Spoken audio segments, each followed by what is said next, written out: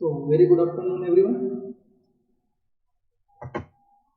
Today's session we will discuss about the group theory, basic concepts of group theory. ठीक है कि इसके elements क्या हैं, symmetry and what about symmetry, what is symmetry and symmetry operation, symmetry elements.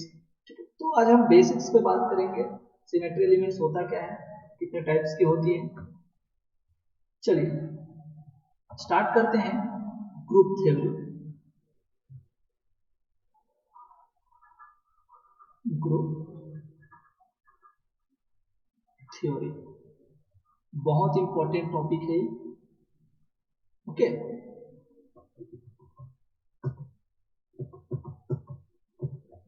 ठीक है. चलिए group theory actual में ग्रुप थ्योरी में सबसे पहले हम बात करते हैं सिमेट्री एंड सिमेट्री एलिमेंट्स.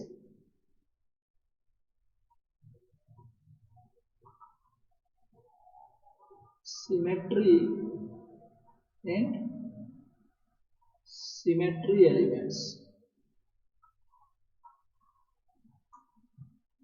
तो यहाँ मैं एक क्वेश्चन करूंगा आपको कि अगर आप कोई अच्छी चीज देखते हैं तो आपके मुंह से एक वर्ड निकलता होगा, वाव.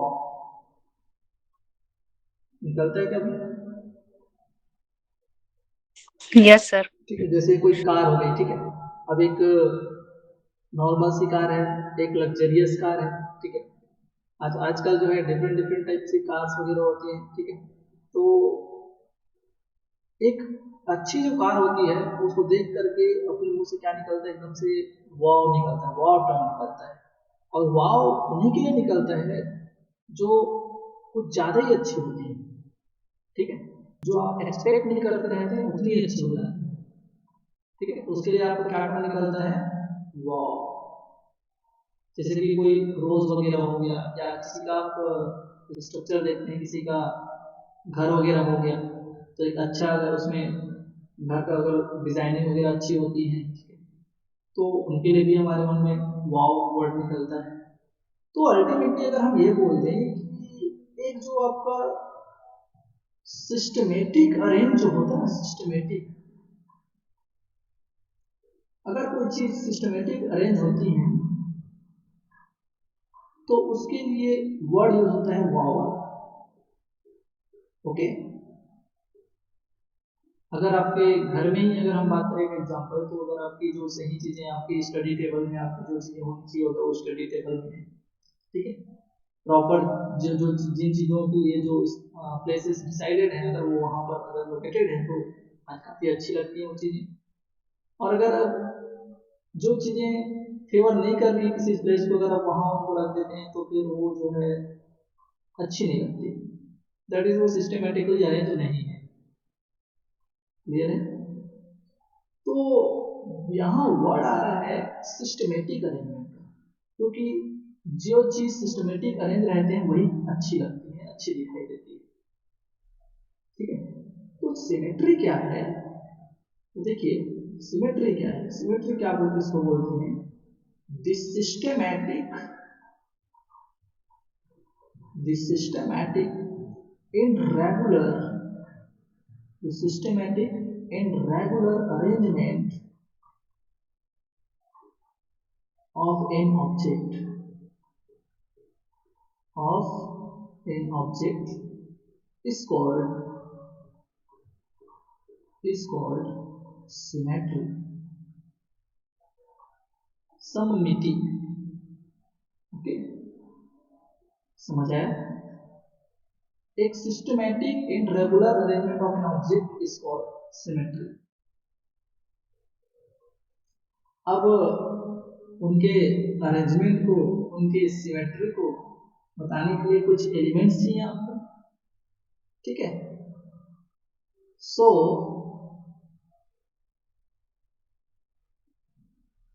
the elements,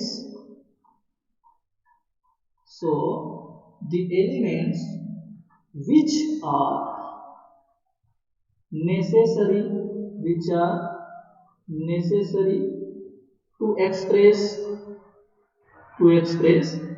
symmetry, वो सिमेट्री को मेंटेन करने के लिए कुछ नेसेसरी एलिमेंट की चाहिए रहेगी ना, तो the element which are necessary to express which are necessary to express symmetry called symmetry elements or symmetry elements. Is it clear?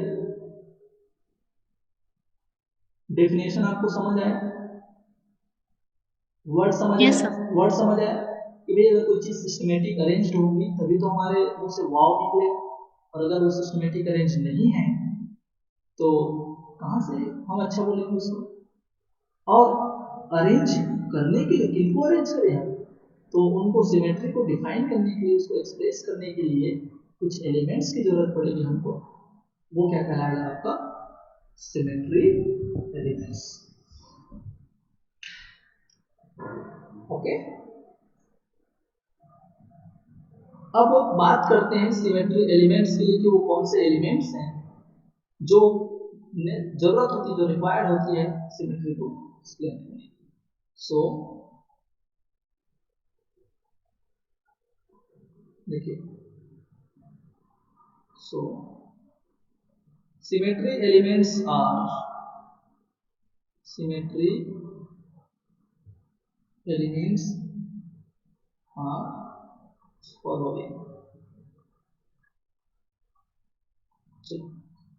तो इसको मैं एक साथ आपको ऐसे डिस्कस करते हैं ताकि आपको सभी चीजें सामने दिखें और आपको याद आए। तो अपन सीधे ही इस पे बात करते हैं सिमेट्री एलिमेंट की। सिमेट्री एलिमेंट की उसके बाद अपन बात करेंगे ऑपरेशंस की। यहाँ पर बात करेंगे कि कौन सी ऑपरेशंस होती है, और फिर बात करेंगे नंबर ऑफ ऑपरेशंस की। नंबर ऑफ ऑपरेशंस की, ठीक है। ओके, इसको अपन ब्लॉक ब्लॉक में ऐसे कर लेते हैं।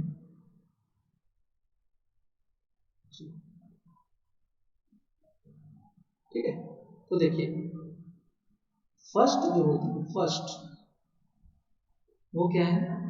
First element is identity.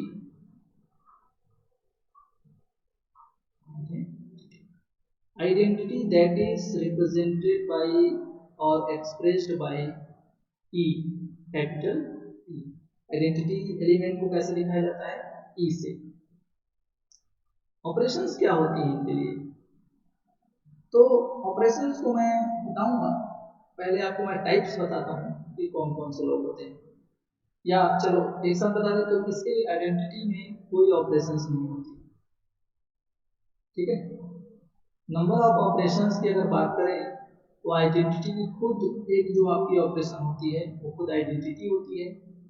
तो यहाँ पर नंबर ऑफ ऑपरेशन की जब बात करते हैं तो इसको 1 लिया जाता है, दैट इज CNN। और आप घबराएंगे नहीं, मैं इन सभी चीज़ों को आगे डिस्कस करूंगा कि CNN क्या है, ठीक है, और जो टर्म्स आएंगी वो किसको रिप्रेजेंट करती है और वो क्या है। ओके, बट हम यहाँ पर सीधे एक ही पहले ही पेज में क्या करते हैं, समराइज करते जा रहे हैं कि आगे क्या क्या चीज़ें आने वाली हैं, और ये terms operations, number of operations, ये सब क्या होता है। तो सेकंड जो है, सेकंड एलिमेंट जो होता है, सेकंड जो एलिमेंट होता है वो होता है आपका axis of symmetry. Axis of symmetry, और एक्सिस ऑफ सिमेट्री को किससे रिप्रेजेंट करते हैं? उसको करते हैं CN से। अब समझ आया CN क्या है? और इसके लिए ऑपरेशन बोला जाता है कि एक्सिस ऑफ सिमेट्री का मतलब क्या होता है, इसमें कौन सा ऑपरेशन किया जाता है, इस एलिमेंट्स में कौन सा ऑपरेशन किया जाता है। तो इसमें रोटेशन किया जाता है। क्या किया जाता है? रोटेशन। रोटेशन मतलब समझते हो क्या? किसी एक्सिस पर घूमना। ओके, किसी एक्सिस पर घूमना, यही होता है। अरे रोटेशन रोटेट होना समझते हो, रिप्लाई किया करोगे, बिना रिप्लाई के ग्रुप थ्योरी समझ नहीं Yes, sir. आएगा। Yes, sir. ओके, क्योंकि ग्रुप थ्योरी एक ऐसा टॉपिक है, अगर आपको समझ आता है बहुत ही इंटरेस्टिंग है, अगर एक चीज स्किप हुआ तो आपको बहुत प्रॉब्लम होने वाली है लिटरली। ठीक है, तो बिल्कुल आप थोड़ा सा अच्छे से इसको अटेंड करना और समझने की कोशिश करना, और अगर कहीं भी प्रॉब्लम होता है then they can ask me. ठीक है, कोई भी हो, चाहे यू हो चाहे किसी को भी प्रॉब्लम हो वो पूछ ले। ठीक है, चलिए, तो रोटेशन होता है। अब हम बात करते हैं कि अगर सी एन किसी का एक्सिस ऑफ सिमेट्री को रिप्रेजेंट कर रहा है तो इस सी एन के लिए कितने ऑपरेशन होंगे, नंबर ऑफ ऑपरेशन। तो टोटल नंबर ऑफ ऑपरेशन जो होती है ना n माइनस 1 होती है। इन्हीं सब सर आपकी आवाज नहीं आ रही ठीक से। अच्छा, आवाज नहीं आ रही ठीक से सभी को कि किसी इंडिविजुअल को? कैसे सभी को? सभी को प्रॉब्लम आ रही है? सर एक्चुअली आपका आवाज ना ऐसे गूंज रहा है। हाँ, एक्चुअली क्या है, थोड़ा सा रुक देते हैं इसको ना। ठीक है, सो हम बात कर रहे थे एक्सिस ऑफ सिमेट्री की। तो एक्सिस ऑफ सिमेट्री में कितने ऑपरेशंस होंगे? तो जैसे जो भी n का वैल्यू होगा ना n का, उससे एक कम ऑपरेशंस होंगे एक्सिस ऑफ सिमेट्री के। ठीक है, जैसे कि बात करें तो इसको कैसे रिप्रेजेंट करेंगे अपन, ये हो गया जैसे Cn1 हो गया, ठीक है, Cn2 हो गया, Cn3 हो गया। अब हमको पता थोड़ी है कि n का वैल्यू क्या है, तो ये कब तक बढ़ेगा, जब तक ये Cn n माइनस 1। क्लियर है? तो ये ऑपरेशन है, एक कम ऑपरेशन होगा, n का जो वैल्यू होगा उससे एक कम ऑपरेशन उसके लिए एक्सिस ऑफ सिमेट्री में होता है। ओके, नेक्स्ट क्या है आपका? तो नेक्स्ट है, थर्ड है, ये है आपका plane of symmetry. Next element क्या है? Plane of symmetry. Plane of symmetry को किससे रिप्रेजेंट किया जाता है? सिग्मा से। और प्लेन ऑफ सिमेट्री का ऑपरेशन क्या होता है? तो ये होता है रिफ्लेक्शन। क्या होता है? रिफ्लेक्शन। रिफ्लेक्शन समझते हो क्या? जब आप आईने के सामने में खड़ा होते हो तो आपका रिफ्लेक्शन दिखाता है क्या? ठीक है, तो आप ये समझ सकते हैं कि आप एक प्लेन के सामने ही तो खड़े हो रहे हैं, जो आपको क्या कर रहा है, आपका मिरर इमेज दिखा रहा है, आपको इमेज को रिफ्लेक्ट कर रहा है कि नहीं? ठीक है, तो प्लेन ऑफ सिमेट्री में क्या ऑपरेशन देखा जाता है? रिफ्लेक्शन। ठीक है, और प्लेन ऑफ सिमेट्री के लिए नंबर ऑफ ऑपरेशंस कितने होते हैं? 1, एक प्लेन के लिए एक। ओके, नेक्स्ट क्या है? तो नेक्स्ट है, ये है आपका fourth number, centre of symmetry. Centre of symmetry इसमें दिखाई दे रहा है आपको? Yes sir. जो मैं लिख रहा हूँ वो दिखाई दे रहा है? प्लेन ऑफ सिमेट्री दिख रहा है? यस सर दिख रहा है। मेरे में कुछ प्रॉब्लम है क्या? ओके, हो सकता है। अगर कुछ भी अगर नहीं दिखता है तो वाइस के साथ मैच नहीं करता है तो आप थोड़ा सा मेरे को हिंट करेंगे ना? Okay, yes sir. फोर्थ क्या है? फोर्थ है आपका centre of symmetry. Centre of symmetry, और सेंटर ऑफ सिमेट्री को किससे रिप्रेजेंट किया जाता है? स्मॉल आई से। तो अगर ग्रुप में अगर आपको स्मॉल आई दिखा तो वो क्या रिप्रेजेंट कर रहा है? Centre of symmetry. ओके, इसका मतलब क्या होता है? ऑपरेशन क्या होता है? इन्वर्जन, जस्ट उल्टा। तो इसका भी आपका जो आपका नंबर ऑफ ऑपरेशन होगा खुद का एक ही होगा। ठीक है, इसको अपन एक बार बाद में कंफर्म भी कर लेंगे। अब ये जो मैंने आपको यहाँ पर दिखाए हैं, ठीक है, number of operations, rotational, reflection, इनको हमको इंडिविजुअली पढ़ना है। आइडेंटिटी क्या होता है, एक्सिस ऑफ सिमेट्री क्या होता है, प्लेन ऑफ सिमेट्री क्या होता है, ठीक है। चलिए पांचवा जो है, फिफ्थ जो है, सेम इसी सीक्वेंस में मैं आपको फिफ्थ भी मेंशन करूंगा, मैं उसको एक्सप्लेन वहां करूंगा, लेकिन थोड़ा सा यहाँ पर मेंशन कर देता हूँ, ठीक है, आपके लिए। जैसे कि अगर बात करें फिफ्थ जो है, ये होता है improper axis of symmetry, improper axis of symmetry, इसको रिप्रेजेंट किया जाता है एसएन से। अब इसको मैं नेक्स्ट पेज में आपको मेंशन करता हूँ, ठीक है। तो नेक्स्ट जो फिफ्थ नंबर है आपका, वो है इम्प्रॉपर एक्सिस ऑफ सिमेट्री, इसको किससे रिप्रेजेंट किया जाता है, बोला मैं, एसएन से, ओके। और इसके लिए आपका जो ऑपरेशन होता है वो क्या होता है, वो होता है रोटेशन प्लस रिफ्लेक्शन। तो इम्प्रॉपर किसको बोलेंगे अपन, रोटेशन प्लस रिफ्लेक्शन, दो ऑपरेशन उसमें जब होंगे एक साथ, तब दोनों मिलकर क्या बनता है, ऐसे, क्लियर। और इनमें जो ध्यान देना है आपको, इनमें जो ऑपरेशंस होंगे, जैसे कि ऑपरेशंस होंगे, उनका नंबर क्या होगा, तो आपको ध्यान देना है, ये होगा आपका n-1, ठीक है।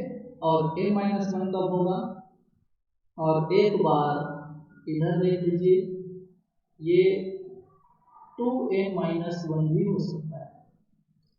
तो n-1 कब होगा, जब if n is equal to e1, n is equal to e1, तो जब n का वैल्यू e1 होगा तो नंबर ऑफ ऑपरेशन कितने होंगे, n के वैल्यू से एक कम। लेकिन जब n का वैल्यू क्या होगा, और होगा, तो नंबर ऑफ ऑपरेशन कितने होंगे उसके लिए, 2n-1।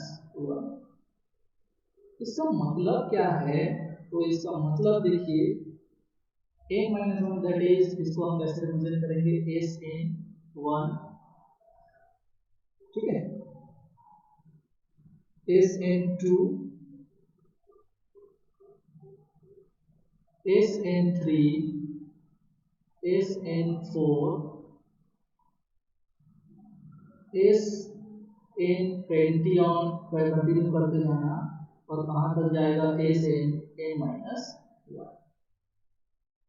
क्लियर आ रहा है कि क्यों हम ऐसा लिख रहे हैं। वैसे ही लेकिन जब हम इसकी बात करें 2n-1 की, तो इसका मतलब क्या है, Sn1, Sn2, और ऐसे ऐसे करके ये कहाँ तक गया, Sn तक गया। Sn का वैल्यू था, n बार ऑपरेशन कर दिया इसको, फिर भी ये जो है उतने में अपने को आइडेंटिटी नहीं मिलती, तो हमको और आगे बढ़ना पड़ता है। तो ये होता है Sn n+1, और ऐसे होते होते हमको कहाँ तक चलना पड़ेगा, Sn2n-1।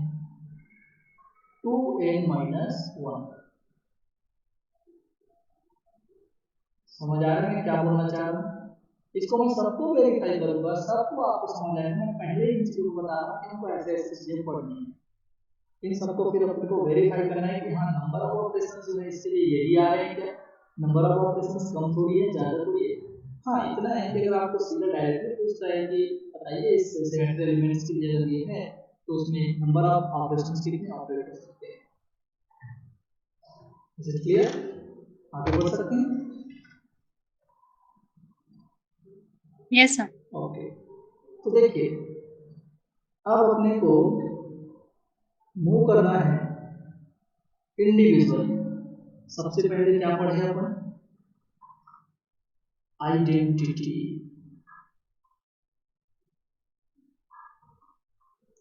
क्या पढ़े, आइडेंटिटी किससे रिप्रेजेंट करते हैं इसको रिप्रेजेंट करते हैं ई से।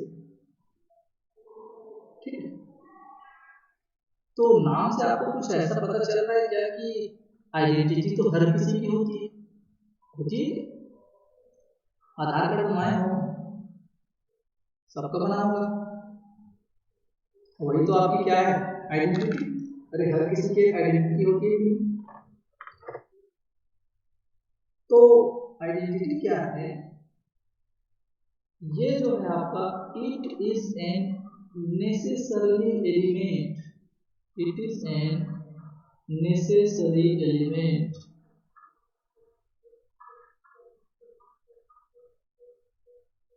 with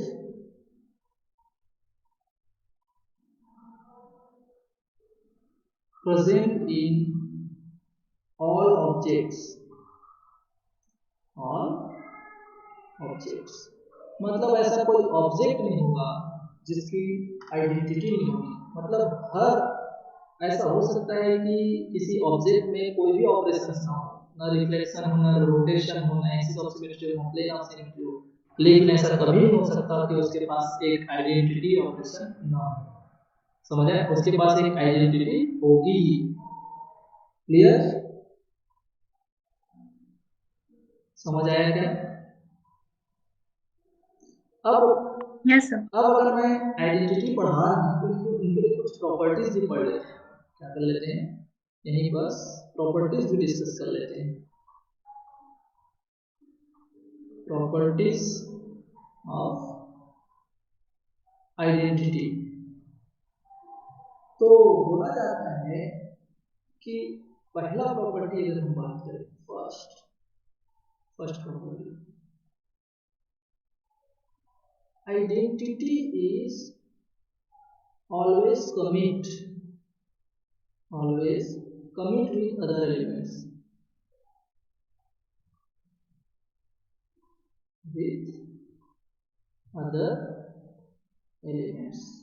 अब इसका मतलब क्या होता है,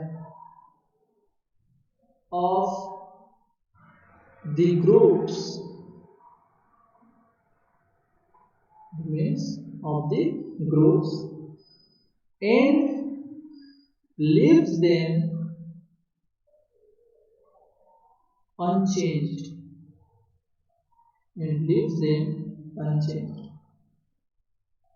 अब इसका मतलब क्या होता है मैं आपको समझा रहा हूँ। थोड़ा सा क्वांटम की तरफ मैं चलूंगा। सपोज मान लो कि कोई ए और बी ऑपरेटर है, वो किसी फंक्शन साइन को ऑपरेट कर रहे हैं। तो अगर ये आपका रिजल्ट जो है A B sign minus B A sign, ये आपका, अगर इसको सॉल्व करते हैं तो ये आपका है। अगर इसका जो रिजल्टेंट है, अब इसको सॉल्व करते हैं तो अगर ए और बी का resultant, if A and B का रिजल्टेंट बी एंड ए के रिजल्टेंट के बराबर हो, तो ये दोनों ऑपरेटर्स, जैसे कि ए बी जो है पहले साइन को ऑपरेट करेंगे, वैसे ही अगर बी ए लेता हूं तो आप साइन को जब ऑपरेट करेंगे तो आप इनके पोजीशंस को चेंज करते हैं तो इनके रिजल्ट्स में कोई चेंजेस नहीं आता अगर वो एक साइन फंक्शन को ऑपरेट कर रहे हैं। तो एक कंडीशन क्या आएगा, if A B is not equal to B A, okay. तो इनके लिए क्या बोला जाता है, अगर ऐसा है तो हम क्या बोलेंगे, A and B commit to each other, okay. अगर ए और B and B and A B is not equal to B A, so A and B not commit to each other,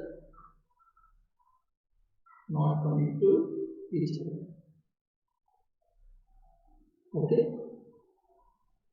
तो आइडेंटिटी जो है, identity को क्या बोला जाता है, it is always commit with other elements,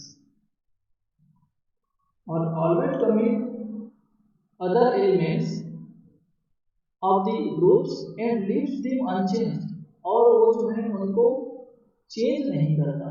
इसका मतलब मैं आपको समझा रहा हूँ। सपोज अगर आपका जो प्रॉपर्टीज अगर समझ गया आप कम्यूटेशन वाला, कम्यूट कब बोलेंगे और नॉन कम्यूट कब बोलेंगे, तो सपोज आइडेंटिटी है, उसको किसी एलिमेंट ए के साथ मैं क्या कर रहा हूँ, ऑपरेट करा, ठीक है, और ये बराबर आ गया किसके, ए को ऑपरेट कराया मैं आइडेंटिटी से। देखो पोजीशन चेंज हुआ क्या, और ऑपरेशन का जो डायरेक्शन होता है ग्रुप थ्योरी में, इसको थोड़ा सा माइंड रखेंगे, थोड़ा सा माइंड रखेंगे। डायरेक्शन ऑफ ऑपरेशन जो है वो क्या होता है, always right to left. Direction of operation should be right to left, should be right to left। समझ आया क्या? तो देखो आइडेंटिटी का किसी ग्रुप के एलिमेंट्स के साथ कम्यूट रिलेशनशिप होता है, एक दूसरे के कमिट होते हैं। इसका मतलब ई ए बराबर होगा ए ई के, इनका पोजीशन चेंज करने पर इनके रिजल्ट्स बराबर होते हैं। और वो रिजल्ट्स क्या आते हैं, तो सेकंड लाइन में क्या लिखा था, and leave them unchange. Leave them unchange मतलब ये इनका रिजल्टेंट जो आएगा वो ए ही आएगा, दैट इज देना इसका रिजल्ट क्या है, ए। तो आइडेंटिटी किसी अदर ग्रुप एलिमेंट के साथ कम्यूट होते हैं, क्यों, क्योंकि ई ए इज इक्वल टू ए ई, देखिए रिजल्ट इनका बराबर है दोनों का। और सेकंड लाइन जो लिखा था लीव्स देम अनचेंज, मतलब ए को वो चेंज नहीं करता, इससे टकराया तो जरूर लेकिन उसको चेंज नहीं किया। तो इसको क्या बोलते हैं, आइडेंटिटी से जो टकराएगा वो वैसे के वैसे ही रह जाएगा, मतलब उनमें कोई चेंजेस नहीं आएंगे। आइडेंटिटी के साथ अगर उसका ऑपरेशन होता है तो वो उसके साथ कम्यूट रिलेशनशिप को शो करता है, कम्यूट होते हैं एक दूसरे के, और वो उनमें कोई चेंजेस नहीं करता, उनका रिजल्ट जो होता है वो खुद होता है। तो इसको कैसे याद रख सकते हैं, आइडेंटिटी से जो टकराएगा वो वैसे के वैसे ही रह जाएगा, तो उसमें कोई चेंजेस नहीं आएगा। क्लियर? तो इस रिलेशन को क्या बोलते हैं बच्चों, identity is always commit to other elements of the group and leaves them unchange. यही सब आपके पेपर्स में आएंगे कि आइडेंटिटी क्या होती है, उनकी प्रॉपर्टीज को मेंशन कीजिए। ओके, क्लियर है? आगे बढ़ूं?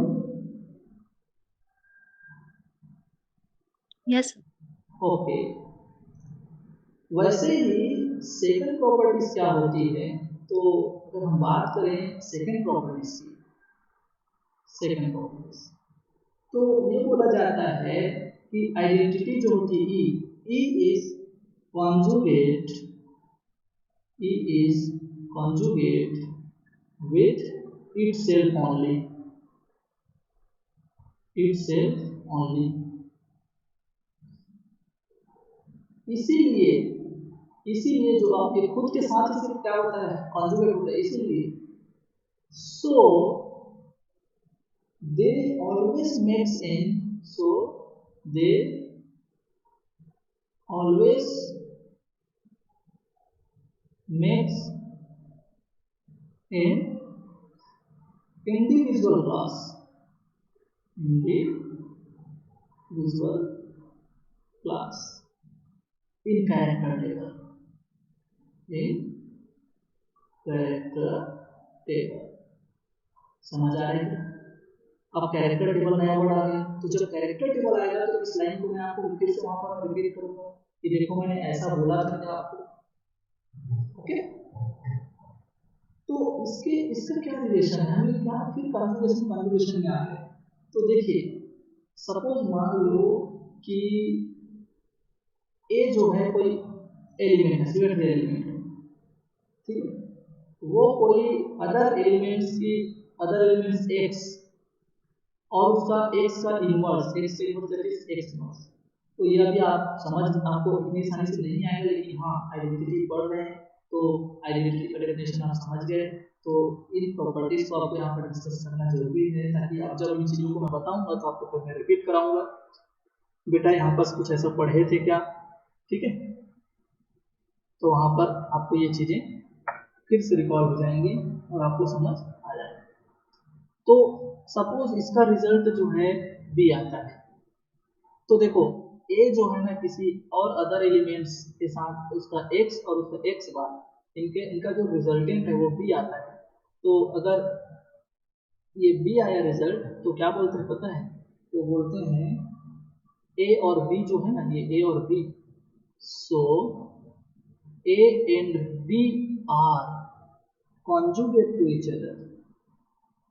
क्या बोलेंगे, A and B are conjugate to each other. समझ आया क्या?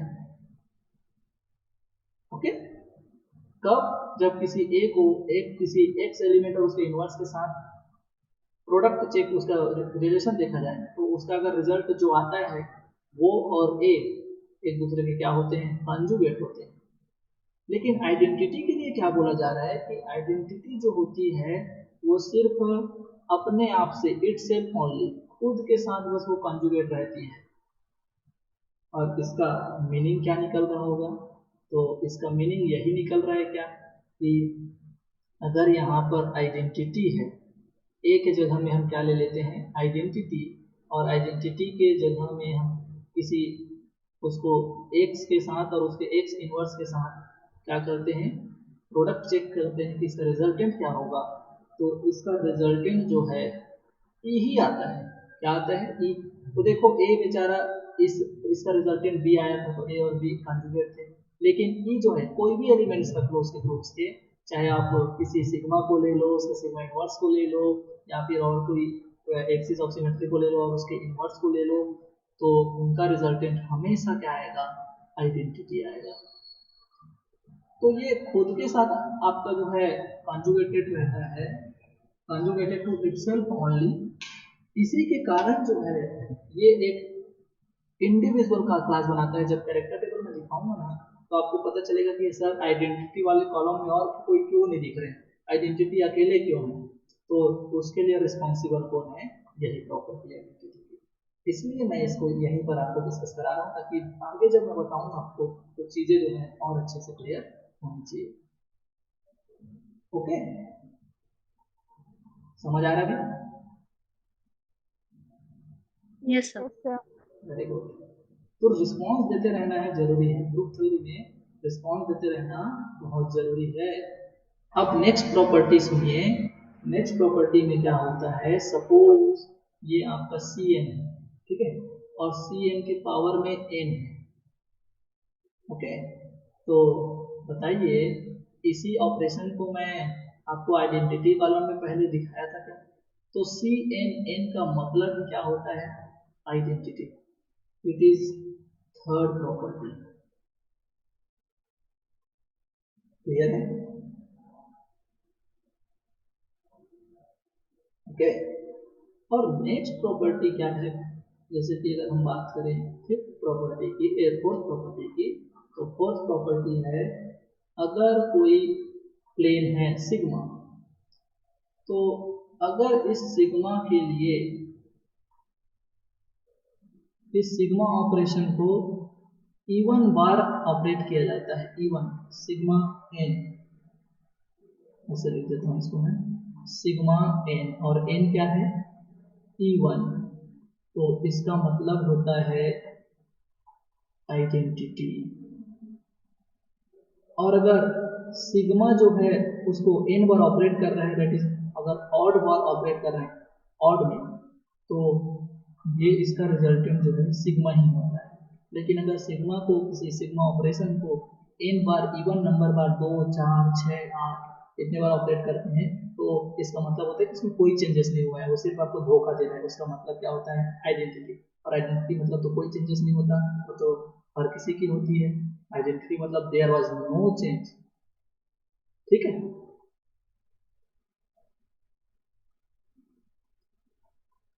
याद रहेगा क्या ये?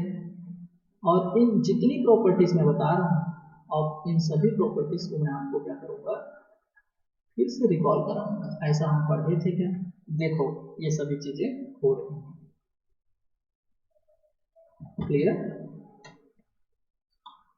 चलिए आगे बढ़ते हैं एक्सिस ऑफ सिमेट्री। आइडेंटिटी समझ आया? आइडेंटिटी समझ आया? सेकंड है आपका second element axis of symmetry. तो आप सबको पता होगा कि जब हम बच्चे रहते हैं तो जैसे ही हमको कहीं पर ऐसे पोल अगर मिलता है, कोई भी पोल ऐसे मिलता है, तो हम वहां से ऐसे एक राउंड लगाए बिना जाते नहीं, वहां से गुजरते नहीं, रोटेट होते हैं कि नहीं? कोई पोल रखा रहता है ऐसे, फिर उसमें ऐसे चलते रहते हैं, फिर हम लोग दौड़ के जाते हैं, फिर उस पोल के चारों तरफ ऐसे रोटेशन करते हैं। तो ये पोल तुम्हारे लिए क्या हो गया? एक्सिस। और एक एक्सिस के चारों ओर तुम क्या कर रहे हो? रोटेट। ठीक है, तो यही तो है रोटेशन, इसी के बारे में तो हमको पढ़ना है एक्सिस ऑफ सिमेट्री। तो एक्सिस ऑफ सिमेट्री को किससे रिप्रेजेंट करते हैं? सी एल से। ठीक है, और सभी एक चीज याद रखना, सभी जो एलिमेंट्स होते हैं symmetry elements, it is always imaginary.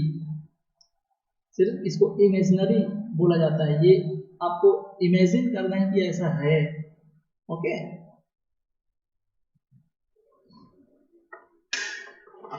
चलिए तो एक इसको मैं डिफाइन कर देता हूँ कि एक्सिस ऑफ सिमेट्री होता क्या है। It is an imaginary axis. It is an imaginary axis through which we rotate the objects by a minimum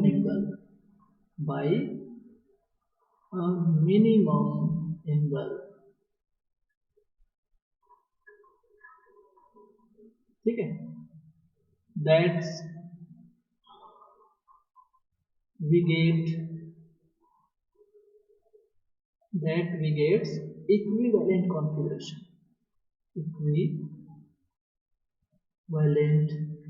configuration called axis of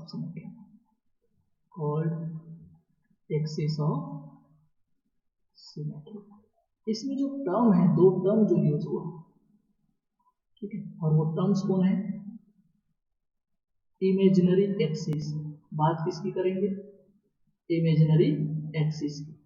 तो जब भी एक्सिस ऑफ सिमेट्री के नाम ही सी एन आएगा तो आपको एक एक्सिस इमेजिन करना है, और उस एक्सिस में आप जो मिनिमम एंगल से रोटेट करेंगे, तो मिनिमम एंगल क्यों? तो मिनिमम एंगल मैं इसलिए बोल रहा हूं कि वो कौन सा मिनिमम एंगल है जिसमें रोटेशन करने पर आपको इक्विवेलेंट स्ट्रक्चर मिलता है, equivalent, that is called axis of symmetry. इसका मतलब क्या है? धोखा जानते हो? धोखा। आप ऐसे रोटेट हो, क्या है, हमको घर में कभी डांटते थे, डांटते कैसे थे? अरे नहीं, गिर जाओगे, रोटेट मत करो, इधर ऐसे मत करो, ऐसा बोलते थे कि? तो अपन क्या करते थे, चुपके से इतना फास्ट रोटेट कर जाते थे कि आपके पेरेंट्स हैं, उनके देखने से पहले उनको पता ही नहीं चला कि आप रोटेट किए हो कि नहीं। दैट इज आप अपने इक्विवेलेंट स्ट्रक्चर में आ गए ना। अगर सपोज वहीं पर आप कहीं रोटेट करते करते वहां पर आपको कहीं चोट लग जाती है, आप गिर गए रहते, तो फिर तो आपके पेरेंट्स को पता चल जाता कि नहीं, तुम बिल्कुल रोटेट कर रही थी, तभी वहां पर तुम वहां पर से गिर गए, आपको चोट लग गई। तो इक्विवेलेंट कॉन्फ़िगरेशन का मतलब वही है कि ऐसे रोटेट करना है आपको कि सामने वाले को पता ही नहीं चले कि आप रोटेट हो गए। तो वो तभी पॉसिबल है जब आपका जो इनिशियल कॉन्फ़िगरेशन था एज इट इज वैसे ही कॉन्फ़िगरेशन जो है वहां पर आपको मिले। एम आई राइट? क्या मैं सही बोल रहा हूँ? अदरवाइज तो पता चल जाएगा कि आप रोटेट किए। तो ऐसे रोटेट करना है आपको कि वो इक्विवेलेंट कॉन्फ़िगरेशन में है, ठीक है।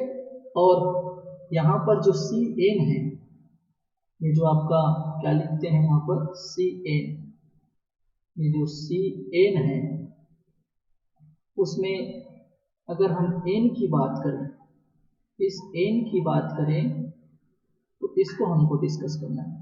यही तो आपका क्या है, एक्सिस ऑफ सिमेट्री। क्लियर? तो देखो इसकी बात कर रहे हैं भाई सी एन की। तो ये जो एन टर्म है वो एन क्या है, तो एन इज इक्वल टू, ये होता है 360 डिग्री डिवाइडेड बाई थीटा, ठीक है। यहाँ फिर इसको मेंशन किया जाता है कभी भी 2 पाई डिवाइडेड बाई थीटा। और एन क्या रिप्रेजेंट कर रहा है, n is number of fold, number of fold, और थीटा जो है वो रोटेटिंग एंगल को दिखा रहा है, रोटेटिंग एंगल।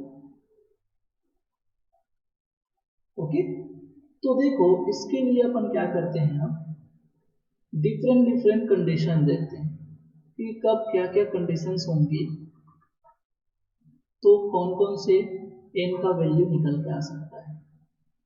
ओके, चलिए समझ आ रहा है? चलो different different condition yes sir. देख लेंगे। सपोज मान लो अपन क्या करते हैं, theta is equal to 180 degree रखते हैं, ठीक है। तो एन का वैल्यू क्या निकल के आएगा, बताओ एन का वैल्यू क्या निकल के आएगा। वन तो 180 से डिवाइड करो तो 360 को, तो ईटा इज इक्वल टू 2। तो ईटा इज इक्वल टू जब 2 आएगा बच्चों, तो यहाँ पर आपको क्या करना है, इसका मतलब है ये C2 एक्सिस को रिप्रेजेंट कर रहा है। ओके, वैसे ही सपोज मान लीजिए कि यहाँ पर थीटा इज इक्वल टू अपन 120 डिग्री लेते हैं, मतलब हम कितने डिग्री पर रोटेट हो रहे हैं, 120 डिग्री पर। तो जब 120 डिग्री पर रोटेट होंगे तो n इज इक्वल टू क्या आएगा, 3। n इज इक्वल टू क्या आएगा, 3। Is it clear? तो इसको क्या बोलेंगे अपन,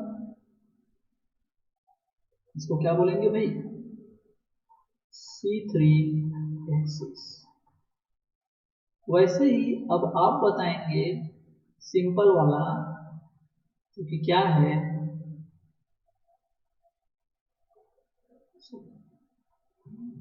सपोज मान लो theta is equal to 90 degree, बताओ एन का वैल्यू क्या आएगा, 4। Very good 4। और जब 4 आएगा तो ये किस एक्सिस को रिप्रेजेंट कर रहा है, ये कर रहा है आपके C4 एक्सिस को। समझ आया कि अब कहीं पर आप C3 देखेंगे, C5 देखेंगे, C4 देखेंगे तो उसका मतलब क्या है। Okay, yes sir. Very good. वैसे ही चलो सपोज मैं आपको एक और angle theta is equal to 72 दिखाता हूँ, तो आपका एन बराबर क्या आएगा, एन इज इक्वल टू आएगा 5, ठीक है। वैसे ही सपोज मान लीजिए कि चलो इधर अपन theta is equal to 60 degree की बात करते हैं, तो इसके लिए बोलो कि एन इज इक्वल टू 6 आएगा सर। तो सिंपल सी बात है, इसके लिए आपका जो है कौन सा एक्सिस आएगा, इसके लिए आ जाएगा C6 एक्सिस। ये किसको रिप्रेजेंट कर रहा है, 6 एक्सिस को, और ये किसको रिप्रेजेंट कर रहा है, C5 एक्सिस को। अब समझ आ गया क्या कि कैसे हम आइडेंटिफाई करेंगे एक्सिस ऑफ सिमेट्री को, ठीक है। Very good. अब चलिए, अब हम एग्जाम्पल से समझते हैं, क्योंकि जब तक एग्जाम्पल आएगा नहीं हमको समझ आएगा नहीं, और अगर आ गया तो और अच्छे तरीके से आ जाएगा। तो अपना एग्जाम्पल है, अपन चेक करते हैं एग्जाम्पल। पहला H2O में इसको देखते हैं, H2O में क्या होता है। तो बताओ H2O दिखता कैसे है? कैसे भाई H2O दिखता कैसे है?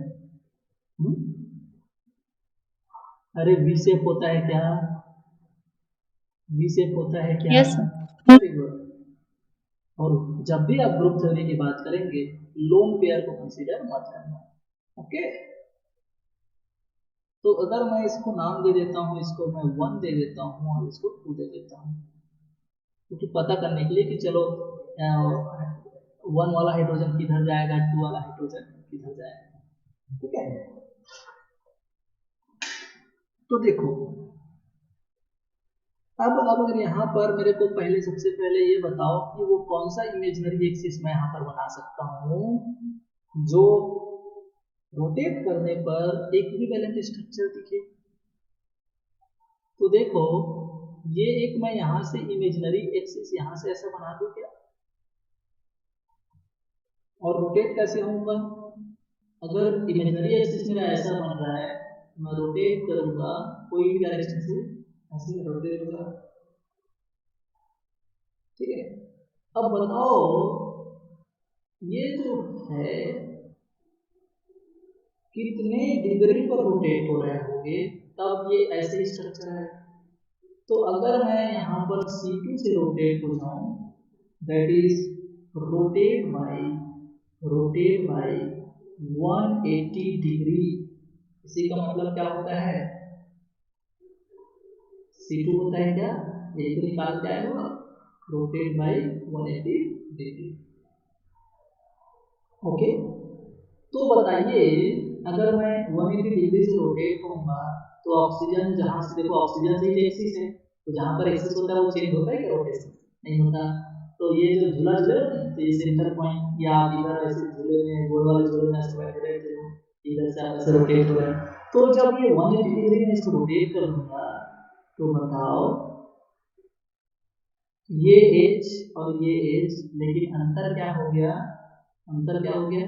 ये मेरा 2H2 हो जाएगा और ये मेरा H1 हो जाएगा। समझ आया? C2 रोटेट करोगे, यस सर। जब 180 डिग्री आप रोटेट कर जाओगे इस एक्सिस पे, तो यही तो होने वाला है। अब तो बता पाएगा मेरे को, अगर 1 और 2 को हटा दूं तो यहाँ पर रोटेशन हुआ,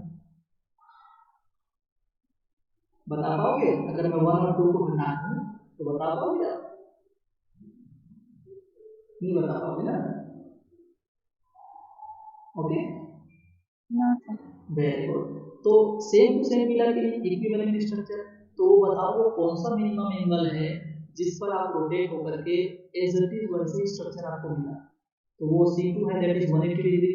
तो इसको बोलते हैं C21 ऑपरेशन। एक बार किए हो तो एक बार किए हो तो ये हो जाएगा C21। C2 operation n fold n का वैल्यू 2 है, तो C2 हो गया, एक बार किए उससे 1। अब एक बार और करूंगा इसको मैं, ठीक है? चलो, अगर एक बार इसी एक्सिस से और अगर हम रोटेट होते हैं C2, तो उस कंडीशन में क्या हो जाएगा बच्चों? तो उस कंडीशन में ये आपका किसमें कन्वर्ट हो जाएगा? ऑक्सीजन, ये H2 और ये H1। समझ आएगा नहीं? और ये क्या है? तो ये है आपका, यहाँ पर फिर से आप क्या हो गए, रोटेट हो गए, रोटेट बाई 180 डिग्री। और यहाँ भी इन दोनों के रेस्पेक्ट में अगर बात करोगे तो यहाँ भी तो ऑपरेशन क्या हुआ है, एक बार C2 ही तो किए हो, लेकिन कितने बार किए हो? यहाँ से यहाँ तक एक बार। लेकिन अगर मेरे को कोई बोलता है कि अरे ये तो सेम टू सेम दिख रहे हैं, सेम टू सेम दिख रहे हैं, दिख रहे हैं क्या same to same? H2 left में है, H2 लेफ्ट में है, H1 राइट में, H1 राइट में। अरे क्लियर? Yes sir. लेकिन यहाँ से यहाँ तक आने के लिए आपको क्या क्या करना पड़ेगा, करना पड़ा, इसलिए ध्यान देने वाली बात है। तो यहाँ तक यहाँ आने में आपको एक बार C21 गए, ठीक है, फिर मल्टीप्लाई एक बार और क्या किए, C2 बन गए, तो 2 बार C2 1 किया गया। तो अगर इसको मैं अगर सॉल्व करूं तो ये एक्चुअल में ये क्या हो गया, C2 2 हो गया क्या, और C2 2 ही क्या कहलाता है, आइडेंटिटी। और देख लो दोनों के दोनों सेम है कि आइडेंटिटी है कि, समझाया। अभी पढ़ के आए थे कि Cn पावर में n is equal to identity, identity की प्रॉपर्टीज में पढ़ा रहा था। तो देखो यस सर। n का वैल्यू क्या था 2 और ऊपर भी 2 आया, मतलब ये आइडेंटिटी है। और देख लो ये A स्ट्रक्चर और ये B स्ट्रक्चर और ये C स्ट्रक्चर, इसमें A और C जो है वो क्या है, सेम है, is equal to identity, identity. लेकिन ये जो है आइडेंटिटी वाले नहीं है, ये दोनों आइडेंटिकल नहीं है, बट ये क्या है, इक्विवेलेंट है, एक जैसे हैं, इक्विवेलेंट है। अरे वो चिंकी मिंकी जानते हो क्या, चिंकी मिंकी? यस सर जान। अरे तो वो दोनों एकदम सेम दिखते हैं, इक्विवेलेंट, इसलिए तो सब उसको पहचानते हैं, है ना, सही बोल रहा हूँ। तो वो दोनों इक्विवेलेंट हैं लेकिन एक नहीं हो सकते, क्योंकि आइडेंटिटी नहीं है उनकी एक, आधार कार्ड दोनों का एक नहीं हो, दोनों का अलग अलग हो, लेकिन दोनों इक्विवेलेंट करके जरूर देखते हैं, पहचान नहीं आता कि दोनों सेम। समझ आया क्या? तो this A and B are equivalent to each other, but A and C are identical to each other. ये वही है, सेम टू सेम है, ये क्या है, आइडेंटिकल। अब बताओ ऑपरेशन में क्या बताया था मैंने आपको, CN total number of operation कितने होते हैं, CN n-1, तो n का वैल्यू क्या है 2, तो 2 - 1 दैट इज 1। तो देखो एक ही ऑपरेशन बस होता है, इससे भी पॉसिबल है, वो क्या है C21, यही ऑपरेशन बस पॉसिबल है। क्यों? क्योंकि अगर एक बार ऑपरेशन किया तो आइडेंटिटी ला देता है, सेम टू सेम कर देता है। तो इन दोनों की पहचान अलग है, ये दोनों तो सेम है। समझ आया क्या? धीरे धीरे सब चीजें